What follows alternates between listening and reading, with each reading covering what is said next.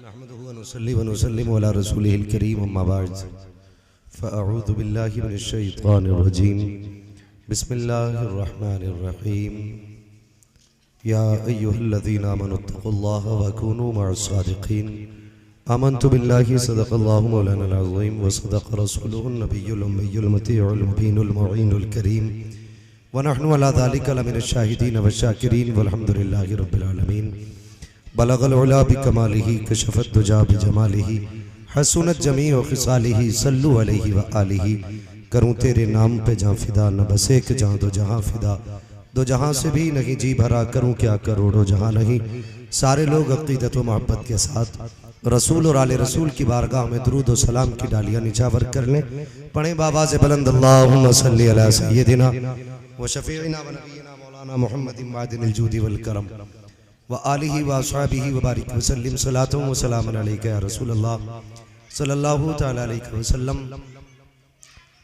तेरी सरकार में लाता है रज़ा उसको शफ़ी जो मेरा गौस है और लाडला बेटा तेरा।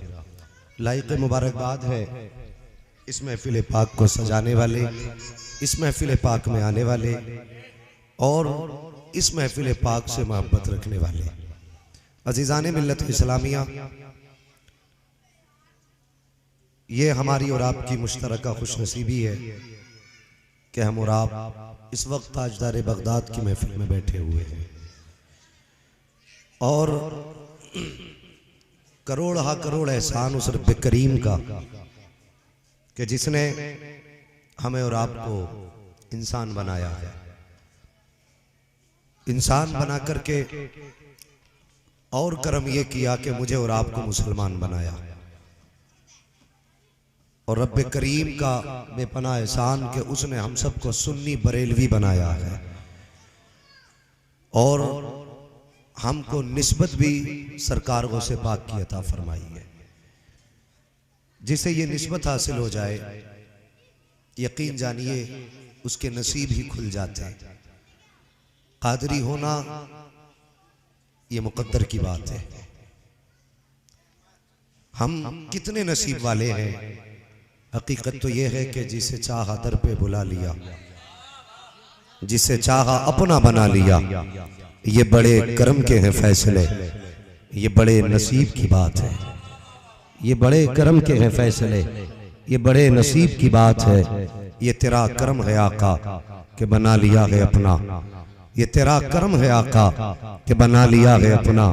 कहाँ मुझसे ये कमीना, कहाँ सिलसिला तुम्हारा, कहाँ मुझसे ये कमीना, कहाँ सिलसिला तुम्हारा। हम मुकद्दर के धनी हैं कि खुदा ने मुझे और आपको कादरी बनाया है। कादरी ये नसीब की बात किस लिए, जरा गौर करें प्यारे। सरकार बगदाद की जिंदगी आप देखिए। आपने 40 साल तक इशा के वुजू से फजर की नमाज अदा की, फजर की नमाज अदा की। ये आपकी इबादत। 12 साल तक एक पैर पे खड़े होकर के पूरी रात आप एक कुरान मुकम्मल करते थे। 12 साल तक ये अमल आपका रहा। रब की रहमत को जोश आया, फरमाया अब्दुल कादिर मांग, क्या मांगना चाहता है आज मांग, क्या मांगना चाहता है। तो कादरियों मुकद्दर पे नाज करो। मेरे गौस ने अपने लिए कुछ नहीं मांगा, अपनी नस्ल के लिए नहीं मांगा, अपनी औलाद के लिए नहीं मांगा, बल्कि हाथ उठे कहते या अल्लाह आज अब्दुल कादिर से एक वादा कर। अब्दुल कादिर कौन सा वादा का वादा ये कर कि उस वक्त तक किसी भी कादरी को मौत नहीं आएगी जब तक उसे तौबा की तौफीक नसीब नहीं हो जाएगी। अल्लाह अकबर। जब तक उसे तौबा की तौफीक नसीब ना हो जाए उस वक्त तक किसी कादरी को मौत ना आए। मैंने तो एक कहानी ये भी पढ़ी साहिब, ये तो हम तो अपने कहलाते हैं, उनका गैरों पे भी बड़ा करम हुआ है। उन्होंने सिर्फ अपनों को न नवाजा, उन्होंने गैरों को भी नवाजा है।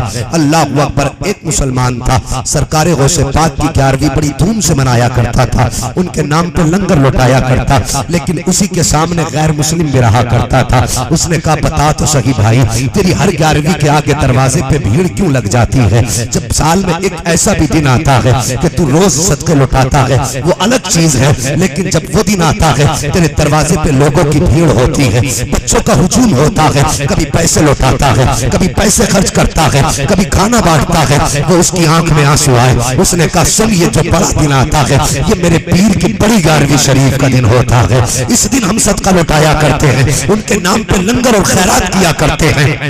उसने कहा फायदा क्या है? तब ये कहने लगा एक दिन खर्च करते हैं अल्लाह 11 महीने उनका सदका खिलाया करता है, उनका सदका खिलाता है। इतनी बात जब कही थी वो गैर मुस्लिम कहने लगा और बता तो सही क्या मुझे भी कुछ खैरात मिलेगी? तो वो मुसलमान कहने लगा तू जानता नहीं है ये उस बाप के बेटे हैं जिसकी अपनी शान का आलम यह है कि कौन देता है देने को मुंह चाहिए, देने वाला है सच्चा हमारा नबी। क्या मुझे भी नवाजा जाएगा? कहा हाँ मान के तो देख सही। कहा मैं तो गैर मुस्लिम हूँ। तब उसने कहा था इनकी चौखट पर धर्म नहीं देखे जाते, मजहब नहीं देखे जाते, बल्कि आने वालों का दिल देखा जाता है, आने वालों की नीयत देखी जाती है। और जब नवाजने पे आते हैं तो इतना देते हैं, इतना देते हैं कि एक पुष्ट को इतना दे देते हैं कि अल्लाह 7 पुष्टों का भला पूरा कर दिया। नारे तकबीर, नारे रिसालत, उलमाए अहले सुन्नत,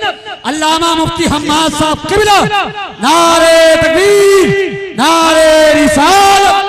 अल्लाह अकबर। जब इसने इतनी बात कही है इसके भी दिल में तबीयत में पैदा हुआ मैलान के मैं भी 11वीं मनाऊंगा उसे भाग की। इसने भी 11वीं का अपना प्रोग्राम शुरू कर दिया।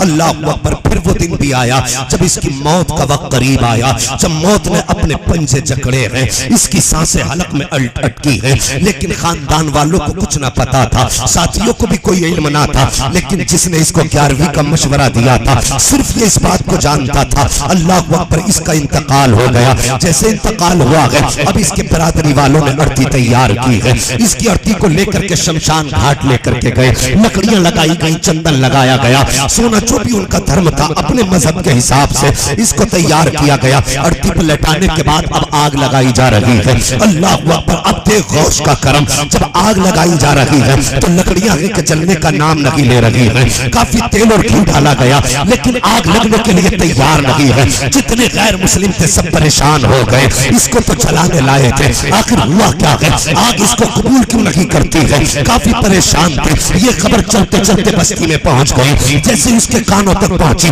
जिस दोस्त ने 11वीं का मशवरा दिया था वो मुस्कुराने लग जाता है। किसी ने कहा यार तू मुस्कुरा रहा है, उसने कहा जो मैं जानता हूँ वो तुम नहीं जानते हो। का कहना क्या चाहता है? का सच ये है कि एक दिन इसने मुझसे गौसे पाक के ताल्लुक से सवाल किया था, मैंने 11वीं की फजीलत बताई थी। इसने उसी दिन से गौस के नाम पर 11 तारीख को लंगर चलाना शुरू कर दिया था। का पता तो सही इसे आग क्यों नहीं जला रही है? तो उसने कहा सच्चाई ये है कि जो काफिर होगा वो तो जल्दी होके नहीं जाएगा। का ये काफिर जरूर था लेकिन जब सांसें गले में अटकी है इसके ख्वाब में बगदाद वाला आया था, ख्वाब में आए हैं, जलवा भी दिखाया है, कलमा भी पढ़ा के गए।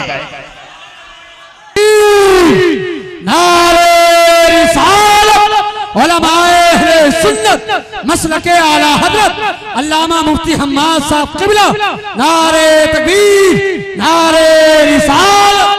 मेरे भाई बता तो सही, इन्होंने तो गैरों को नवाजा है, हमने अपनों का कितना ख्याल किया है? जरा दिल पे हाथ रख के बता, क्या तेरे दरवाजे पे कभी अपना भी आया करता है? और यार हमारे अपने दरवाजे पे आ जाते हैं तो हम लोगों से मजाक उड़ाया करते हैं, कहते वो देख मेरे दरवाजे पे भिखारी बन के खड़ा है, कल कितनी बड़ी बड़ी बातें कर रहा था, आज औकात याद आ गई। वो तुझे खुदा का वास्ता कभी अपनों का दिल न दुखाया कर, कभी अपनों को धक्के धक्के दे करके घर से न भगाया कर। और यार दिल टुकड़े टुकड़े होता है जब एक भाई की 4 मंजिला बिल्डिंग खड़ी हो, दूसरा भाई छप्पर में रहता हो और उसके बाद वो अपनी मूंछों को ताव दे के निकलता हो, फिर उसके बाद ये कहे मुझ पे रब का करम है और तुझे खुदा का वास्ता कभी अपनों को कभी गैर को छोटा ना समझा करो, कभी हकीर ना समझा करो। और याद रख अगर तुझे 4 मंजिल मकान में रखा है तो ये भी रब का फैसला है, अगर वो छप्पर में रह रहा है तो ये भी रब का फैसला है। मैं गुजारिश करूंगा पढ़ने वालों से, चाहे वो मदारिस के पढ़ने वाले हो, चाहे स्कूल के पढ़ने वाले हैं, अगर तुम्हारे हाथ में कलम आया है है तो अपने बड़ों की कदर कर लेना।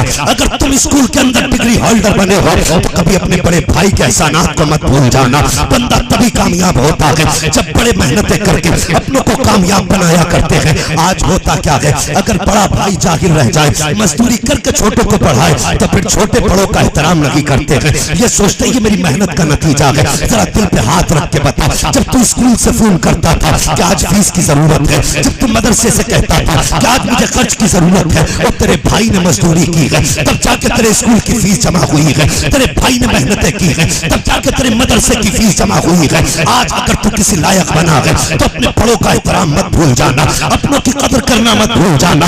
आज कितने लोग तो ऐसे हैं, अगर हाथ में कलम हो जाता है तो फिर वो गरीब को अपना समझने को तैयार नहीं होते। वो भाई जरा दिल पे हाथ रख। आज कितने लोग ऐसे हैं, अगर घर में फंक्शन हुआ करता है तो वो कहते हैं अब्बा जी कुछ देर के लिए बाहर निकल जाना, घर में मत आना। का किस लिए?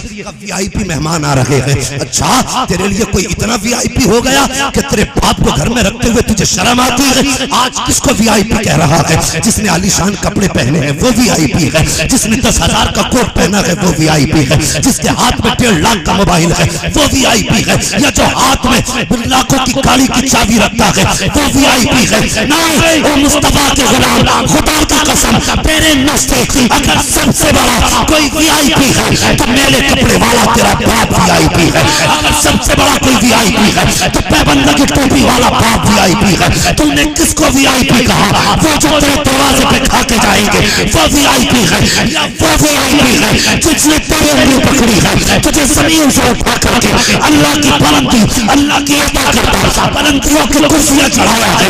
दावे के साथ करना पड़ेगा। वो खा के जाने वाले ये तो हाथ पहुंच के सो जाएंगे जो तेरे लिए दुआ करते हैं। ये वीआईपी नहीं बल्कि वो वीआईपी होते हैं जो रात को दुनिया सोती है, हाथ उठा के कहते हैं या अल्लाह मेरे बेटे ने मेरी खुशी का ख्याल रखा है तो मेरे बेटे को जिंदगी में गम पे मत रखने दे। नारे तकबीर, नारे रिसालत, उलमाए अहले सुन्नत, अल्लामा मुफ्ती हम्माद साहब किबला, नारे तकबीर, नारे रिसालत। यार अल्लाह तौफीक दे, अपनों की कदर कर लो, अपनों से प्यार करो, अपनों से मोहब्बत करो। अगर ये चले गए तो फिर नहीं मिलने वाले, ये चले गए तो फिर मैसर नहीं होंगे। कभी उससे पूछ जिसने जवान भाई का जनाजा उठाया हो, वो कितनी मुश्किल होती है वो राहें जो कब्रिस्तान की तरफ जाती है जब कांधे पे जवान लाशा रखा होता है। उनके जीते जी हमारा मिजाज है, अगर हमारा गरीब भाई है तो इलाज के लिए 100 रुपए देने तैयार नहीं, जब वो मर जाता है तो कहता कफन मेरी तरफ से रहेगा। क्या जरूरत है तेरी भीख की? जब वो जरूरतमंद था तब तुझे हया नहीं आई, जब वो दवा के लिए परेशान था तब तुझे ख्याल नहीं आया।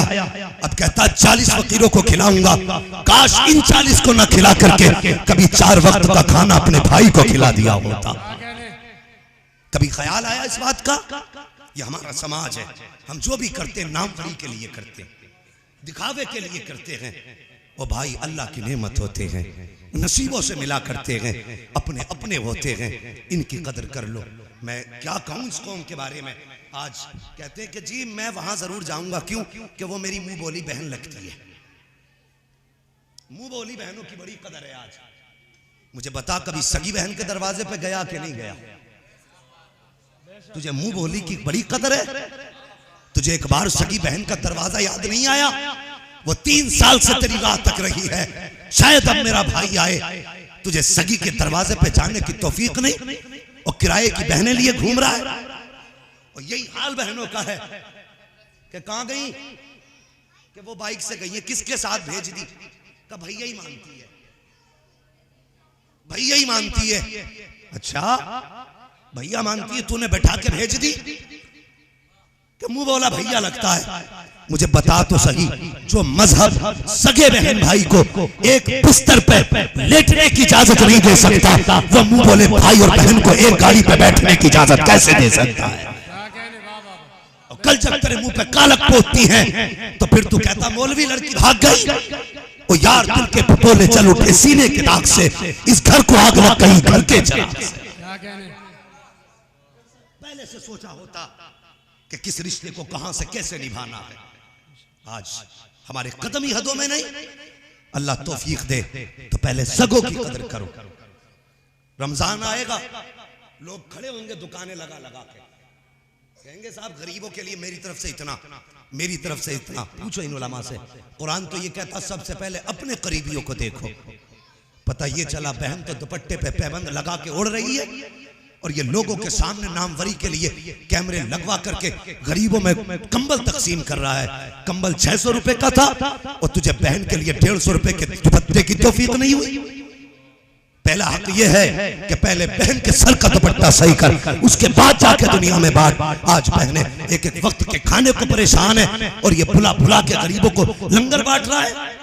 पहले हक अपनों का बनता है, पहले अपनों का ख्याल करो।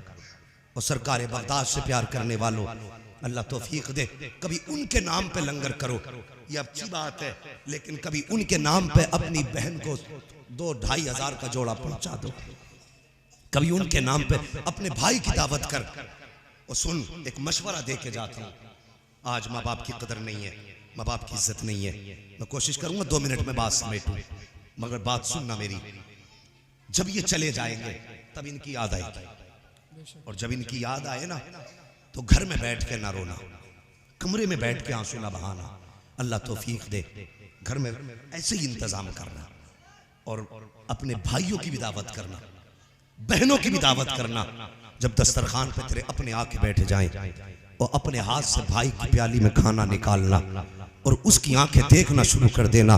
खुदा की कसम, चेहरा उसका देखेगा ऐसे लगेगा जैसे बाप का दीदार हो रहा है। और अगर माँ की याद आए, बहनों को बुलाया करो, दस्तरखान पर बैठाया करो, और जब वो खाना खाने बैठे आगे बैठ जाया करो और उसका चेहरा प्यार से देखो, वो मुस्कुराएगी तो ऐसे लगेगा जैसे माँ मुस्कुरा रही है। लेकिन हम क्या कर सकते हैं, हमें माँ की भी याद आती है, बाप की भी याद आती है, तो कभी ये ख्याल नहीं आता कभी भाई की दावत कर दें, कभी बहन की दावत कर दें। हमसे बचे तब किसी को खिलाए ना। वो भाई फरमाया गया, ए ईमान वालों, अल्लाह से डरो और सच्चों के साथ हो जाओ। अल्लाह से डरो, किसी का हक ना मारो, अल्लाह का भी हक अदा करो, बंदे का भी हक अदा करो, सच्चों के साथ हो जाओ, नेक लोगों के तरीके को अपनाओ। यकीन जानो, अगर मुस्तफ़ा राजी हो गए तो फिर खुदा भी राजी हो जाएगा। बस जो हुए अगला तुमको माफ फरमाए रब्बे कायनात। जिंदगी ने दिया साथ, फिर होगी मुलाकात, चमन रहा फूल खिलेंगे, जिंदगी रही फिर मिलेंगे। कलमा शरीफ पढ़ लीजिए, ला इलाहा, जोर से पढ़ लें, ला इलाहा इल्लल्लाहु मुहम्मदुर रसूलुल्लाह व मा अलैना इल्लल बलाग। अस्सलामु अलैकुम व रहमतुल्लाहि।